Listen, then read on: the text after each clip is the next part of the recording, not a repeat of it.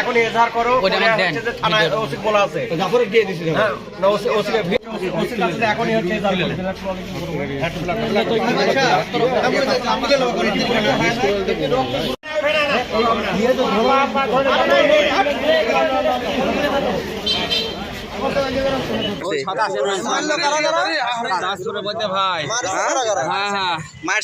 রমজান সোহান, রইদুল আওয়াল, ওই মিঠু, তারপরে আরো ফোরাত, আরো মেলা আছে ভাই, মেলা আমি সব দেখেছি ভাই।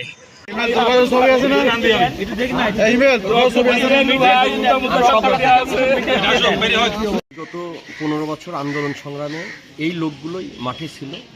আজকে যারা তাকে কুপিয়ে হত্যার উদ্দেশ্যে আহত করলো, এরা হাইব্রিড বিএনপি। সবচেয়ে বড় ব্যাপার হচ্ছে আমাদের ধানের শীষের যে প্রার্থী, এই প্রার্থীর ভাতিজা কুখ্যাত রুবেল চেয়ারম্যানের এই বাহিনী আমাদের বিগত 5 বছর প্রত্যেকটি আন্দোলনে, প্রত্যেকটি নির্বাচনে তারা হাতুর বাহিনী নামে যে বাহিনী ছিল, সেই বাহিনীকেই সংযোগ করে আজকে এই হাইব্রিড বিএনপি হয়ে আমাদের এই নির্যাতিত ত্যাগী নেতাদের আজকে এই হত্যার চেষ্টা চলছে। আপনারা প্রশাসনের কাছে কি ধরনের? আমরা প্রশাসনের কাছে দ্রুত এটা আইনের আওতায় নিয়ে দ্রুত গ্রেপ্তার এবং বিচার দাবি করছি। আর দলের ঊর্ধ্বতন নেতাকর্মীদের? আমরা দলের ঊর্ধ্বতন নেতাদের বলবো, তাদেরকে বলবো তারা তাদের ব্যবস্থা গ্রহণ করবে।